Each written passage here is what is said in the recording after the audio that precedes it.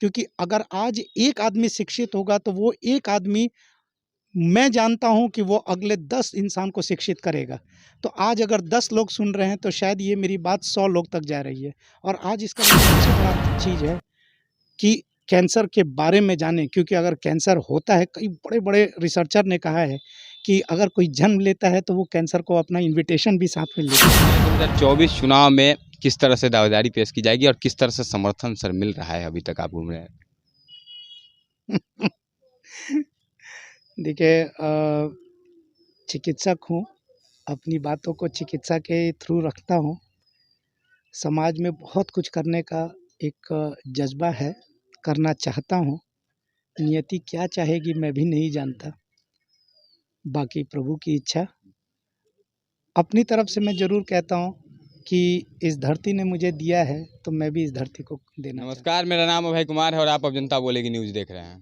अभी हम लोग बिहार के छपरा ज़िले में हैं और छपरा ज़िले का यह महाराजगंज लोकसभा क्षेत्र है, जहाँ पर एम्स के बहुत बड़े डॉक्टर साहब आए हुए हैं और समाज के हमारे तमाम छोटे बड़े लोग हैं जो कि यहाँ पर बैठे हुए हैं और तमाम लोग ये बात सुन रहे थे। देखिए, गर्मी बहुत ज़्यादा है और पिछले कुछ दिनों में टेम्परेचर इतना ज़्यादा हाई था कि सभी डॉक्टरों ने और स्वास्थ्य विभाग के लोगों ने कहा था कि घर से बाहर नहीं निकलना, लेकिन शाम का समय था और सही समय यहाँ पर चुना गया जहाँ पर लोग आए और बातों को सुन रहे थे। डॉक्टर साहब से मैं जानूंगा कि आखिर इतनी धूप में, इतनी गर्मी में, और समाज में चाहते तो अपना एसी वाला कमरा में भी रह सकते थे, लेकिन समाज के बीच आकर जागरूकता अभियान चला रहे हैं, पिछले कई सालों से चला रहे हैं। इसके पीछे की सोच को जानूंगा और सुनने में मिला है मुझे कि अगले चुनाव में भी दावेदारी पेश करेंगे महाराजगंज लोकसभा क्षेत्र से। तो सभी विषयों पे मैं बात करूंगा। सबसे पहले आपका बहुत बहुत स्वागत है हमारे क्षेत्र में। धन्यवाद। अच्छा, इतनी गर्मी में मैंने सुना, आपका भाषण में सुन रहा था, आप जो बोल रहे थे कि कई सालों से जागरूकता अभियान चला रहे हैं। बहुत सारे लोग हैं, बहुत सारे लोग चलाते भी हैं, लेकिन आप जिस तरह से इतने बड़े डॉक्टर होकर कई राज्यों में भी आप रह चुके हैं, अभी आप बिहार के पटना में हैं, तो क्या सोच बनी कि इस तरह से गाँव-गाँव तक घूम के चलाना चाहिए जागरूकता अभियान? एक बात कहा जो मैं नहीं जानता आपका इंटेंट क्या था, कि यहाँ कई छोटे बड़े लोग बैठे हैं। अगर उसका उम्र से नाता होगा तो मैं बहुत खुश हूँ, अदरवाइज़ और कोई छोटा-मोटा उम्र नहीं। से ही मैं कह रहा हूँ वेरी गुड, एक्सीलेंट। कि बच्चे भी मैं बिल्कुल मैं जानता हूँ आप पत्रकारिता में हैं, तो आप काफ़ी सधा हुआ भाषा बोलते होंगे। देखिए, इस गर्मी का अगर आप बात करेंगे, तो मैं आपको एक बात बताता हूँ कि सबसे बड़ी बात है, जिस अभियान को लेके मैं कई साल से, जब मैं बिहार आया तो मैं यही चीज़ देखा कि कहीं न कहीं जो नेग्लेक्ट है, जो लोग नहीं जान पाते हैं कि भाई कैंसर क्या है, और जब तक उनको पता चलता है और वो जब तक टर्शरी केयर सेंटर, यानी कि जो सबसे बड़े अस्पताल होते हैं कैंसर के, जहाँ कैंसर की सब सुविधाएँ उपलब्ध है, कैंसर के कई अलग-अलग इलाज हैं, ऑपरेशन है, कीमोथेरेपी यानी दवाइयाँ हैं, सेकाई यानी रेडियोथेरेपी है। उन सुविधाओं तक जब तक पहुँचते हैं तब तक बहुत लेट हो चुका होता है, और जब वो लेट हो जाता है तब उसके चलते लगभग कैंसर के जो 4 स्टेज होते हैं, पहला, दूसरा, तीसरा और चौथा स्टेज। तो पहला, दूसरा, तीसरा स्टेज तक तो हमारा इंटेंट रहता है कि हम मरीज़ का इलाज करें, लेकिन जब चौथे स्टेज में मरीज़ चला जाता है तो उसका हमारा इंटेंट पैलिएटिव हो जाता है। यानी हम सेवा का भाव ज़्यादा रखते हैं रादर देन कि उसका इसको क्योर करने के। तो जब हम लोगों ने मैंने देखा कि लगभग हर लोग चौथे स्टेज में पहुँच रहे हैं, तो बीइंग ए प्रोफ़ेसर, मैं अपने डिपार्टमेंट में एसोसिएट प्रोफ़ेसर हूँ और हेड ऑफ़ द डिपार्टमेंट भी हूँ। तो मैं धीरे-धीरे करके इस चीज़ को समझा कि शायद हमारे यहाँ लेट आने का कारण लोगों में अवेयरनेस की कमी, यानी जागरूकता की कमी है। तो फिर मैं धीरे-धीरे करके कई जगह पे जाना शुरू किया। फिर उसके बाद कोरोना आ गया। कोरोना के बाद उस बीच में हम थोड़ा से नहीं जा पाए। उसके बाद फिर मैं लगा, कई लोगों से मेरी जान-पहचान हुई, कोरोना के चक्कर में कई लोगों का हेल्प हुआ। सो इस प्रमंडल के कई लोग मेरे कॉन्टैक्ट में आए, छपरा, सिवान, गोपालगंज के। धीरे-धीरे कई लोगों ने मेरे से मदद भी लिया कैंसर को लेके। लोग को मैं अपना इंटेंट बताया, कई जगह मेरा कैंसर जागरूकता अभियान चला और मैं लगातार करता रहता हूँ कैंसर जागरूकता अभियान। देखिए, मैं हमेशा कहता हूँ कि ये शुरुआत जब भी मैं किया और आज भी, अगर 10 लोग भी मुझे सुनते हैं तो I am more than happy कि मैं अपने छुट्टी के दिनों में मैं लोगों तक जाके इस बात को समझाऊँ। क्योंकि अगर आज एक आदमी शिक्षित होगा तो वो एक आदमी, मैं जानता हूं कि वो अगले 10 इंसान को शिक्षित करेगा। तो आज अगर 10 लोग सुन रहे हैं तो शायद ये मेरी बात 100 लोग तक जा रही है। और आज इसका मुझे एडवांटेज भी दिखता है कि जब मैं ओपीडी में बैठता हूं तो इस प्रमंडल से कई लोग कैंसर के जो जिनको पता चल जाता है कि हम डॉक्टर साहब उधर पे हैं, तो शुरुआती स्टेज में पहुंच जाते हैं। वो लोग इधर-उधर अपना टाइम नहीं वेस्ट करते हैं, प्रमंडल, जिला कहीं नहीं, अगर उनको जैसे पता चलता है वो तुरंत एम्स पटना आ जाते हैं। सर, मैं पूछना चाहूँगा, कैंसर आने वाले दिनों में कुछ लोगों ने यहाँ पे बताया कि हर घर में लगभग एवरेज देखा जाए तो एक कैंसर का मरीज निकलेगा। तो इतनी तेज़ी से कैंसर होने के चांसेस बढ़ते जा रहे हैं, इसका क्या कारण है और कैसे बचा जाएगा इससे? देखिए, कैंसर कई कारणों से होता है, जिसको हम एक्वायर्ड और जेनेटिक दोनों कहते हैं।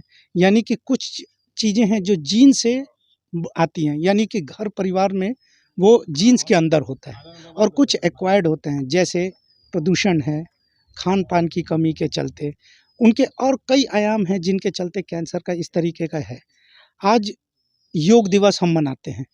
कभी लोग शायद योग दिवस बहुत लोग कई अलग-अलग चीज़ों के चलते करते होंगे, लेकिन हमारी संस्कृति में जो ये योग है, योग अपने आप में, क्योंकि हम भी अपने मरीजों को, आपको विश्वास नहीं होगा, हम मरीज के इलाज करने के बाद योग की भी विधि बताते हैं कि ये भी एक कारगर चीज़ है। और हमारे ऋषि मुनियों ने जो इतना योग करके, हम कहाँ सुनते थे कि हमारे यहाँ पे सभ्यता में ये सब चीज़ें थी। सो अपार्ट फ्रॉम बाकी चीज़ें भी कहीं न कहीं हमारा जो दैनिक दैनिक ये है, जो हमारा डेली रूटीन है, वो भी कैंसर के लिए बहुत बड़ा दोषी है। हम जब तक इसको भी व्यवस्थित नहीं करेंगे, तब तक एक्सरसाइज़, योगा, ये सब हमारे जब तक डे टू डे एक्टिविटी में हमारे साथ नहीं आएगा, तब तक हम कैंसर और बाकी जो और कारण हैं, उन चीज़ों को जब तक हम नहीं ख़त्म करेंगे, तब तक कैंसर से निजात नहीं पा सकते। और सबसे बड़ा चीज़ है कि कैंसर के बारे में जानें, क्योंकि अगर कैंसर होता है, कई बड़े-बड़े रिसर्चर ने कहा है कि अगर कोई जन्म लेता है तो वो कैंसर को अपना इन्विटेशन भी साथ में लेके आता है। तो अगर ऐसी भी बात है, तो एटलीस्ट हम कैंसर के इनिशियल सिम्पटम्स, यानी कि प्रारंभिक लक्षण को जानें, ताकि अगर ऐसा है तो हम उसका इलाज करवाएँ। क्योंकि अगर इलाज सही समय पे होगा तो ऐसा कहीं नहीं है कि cancer has no cure, cancer has definitive cure. हम लोग इस क्षेत्र में बैठे हुए हैं तो इस क्षेत्र की बात करेंगे। अगर कोई इस क्षेत्र का, भगवान ना करे किसी को कैंसर हो या फिर कोई लक्षण भी आए, लेकिन अगर बाई चांस होता है और आपको सुना और आपके माध्यम से वहाँ पहुँचता है, तो किस तरह से मदद की जाएगी सर? देखिए एम्स में पूरे बिहार से हर जगह से मरीज आते हैं। हम कुछ ऐसी भी सर्जरीज़ करते हैं जो कि कई अलग-अलग राज्यों में भी नहीं होता है। 2018 से हम हाईपेक सर्जरी कर रहे हैं, वो पेट में डायरेक्ट ऑपरेशन के बाद कीमोथेरेपी दे देते हैं, ये नई विधि है। अभी हम बहुत जल्दी 1-2 और सर्जरी के करने जा रहे हैं। सीने के कैंसर में भी हम हाईटॉक्स सर्जरी किए, जो पहली बार किसी गवर्नमेंट संस्थान में हुआ, एम्स पटना में। सो अगर किसी, ये पूरे बिहार से हमारे पास मरीज आते हैं। देखिए, हमारी ओपीडी 5वें तल्ला 5D पे कैंसर सर्जरी विभाग है। नीचे रजिस्ट्रेशन होता है, आप रजिस्ट्रेशन करा के कैंसर विभाग में आएँ। और रह गया कि सरकारों के पास से बहुत तरीके की सुविधा है। अभी हमारे जो सेंटर की गवर्नमेंट है, माननीय प्रधानमंत्री जी के पास से एक बहुत अच्छी योजना आई, जिसको हम आयुष्मान भारत योजना कहते हैं।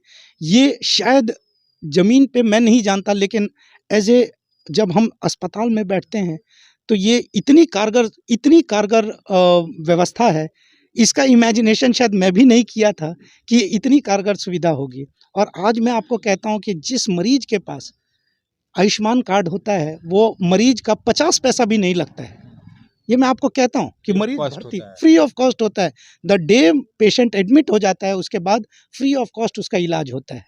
सो ये बहुत बड़ा फ्लैगशिप प्रोजेक्ट है, जिससे आम जनता को सही में बहुत फ़ायदा मिल रहा है। उसके साथ-साथ सीएम फंड है, यानी मुख्यमंत्री म योगदान, ये जो मुख्यमंत्री का राहत कोष है, उसके बाद पीएम राहत कोष है, यानी प्रधानमंत्री राहत कोष है। इन सब से कैंसर के लिए सिर्फ़ और सिर्फ़ मरीजों को अपना आवासीय और आय प्रमाण पत्र बना के ले आना होता है। उसके बाद अकॉर्डिंगली जो मरीज उसके लिए लाभान्वित होने वाला होता है, उसको हम एस्टीमेट बनाते हैं, और सरकार के पास से अक्सर मरीजों को सुविधा प्राप्त होती है। सरकारों की सुविधाएँ बहुत है प्रोवाइडेड, कि जनता भी जाने, और यही एक कैंसर जागरूकता के थ्रू मैं लोगों में भी फैलाता हूँ। आखिर में थोड़ा सा मैं पॉलिटिकली सर चलूँगा क्योंकि जिस बात को मैं सुन रहा था काफ़ी देर से और मुझे उम्मीद भी था, मुझे जहाँ तक लगता है पर्सनली कि नया चेहरा ज़रूरत भी थी इस क्षेत्र को, और आप आए तो बहुत अच्छा लगा कि चलिए एक पढ़ा लिखा इंसान यहाँ पर कदम रखा है जो कि राजनीति के क्षेत्र में आना चाहता है। सर 2024 चुनाव में किस तरह से दावेदारी पेश की जाएगी और किस तरह से समर्थन सर मिल रहा है अभी तक आप घूम रहे हैं? देखिए, चिकित्सक हूँ, अपनी बातों को चिकित्सा के थ्रू रखता हूँ। समाज में बहुत कुछ करने का एक जज़्बा है, करना चाहता हूँ। नियति क्या चाहेगी मैं भी नहीं जानता, बाकी प्रभु की इच्छा। अपनी तरफ से मैं ज़रूर कहता हूँ कि इस धरती ने मुझे दिया है, तो मैं भी इस धरती को देना चाहता हूँ। और आगे क्या होगा, हम जिस स्थान पे बैठे हैं, ये उनकी इच्छा और बाकी प्रभु जाने। बहुत बहुत धन्यवाद आपका। धन्यवाद। देखिए डॉक्टर साहब यहाँ पे पहुँचे, इसके लिए आभार व्यक्त मैं भी करूँगा और तमाम इस क्षेत्र के लोग करेंगे। और आप सबसे मेरा आग्रह होगा कि जब भी चुनाव में जाइए, मैं शुरू से भी कहता रहा हूँ कि जब भी जाइए तो कम से कम एक बार अपने बच्चों का चेहरा, एक बार अपना चेहरा और एक बार अपने समाज का चेहरा देख लीजिएगा कि जिस इंसान को मैं वोट करने जा रहा हूँ वह इंसान खुद शिक्षित है या नहीं है, उस इंसान से मेरा तरक्की क्या होगा और पिछले जो लोग थे उनसे आपका क्या तरक्की हुआ था। इस चीज़ों को सोच करके चुनाव में वोट जरूर कीजिएगा। बाकी किसी और वीडियो में मिलेंगे किसी और शख्स के साथ, तब तक के लिए जय हिंद।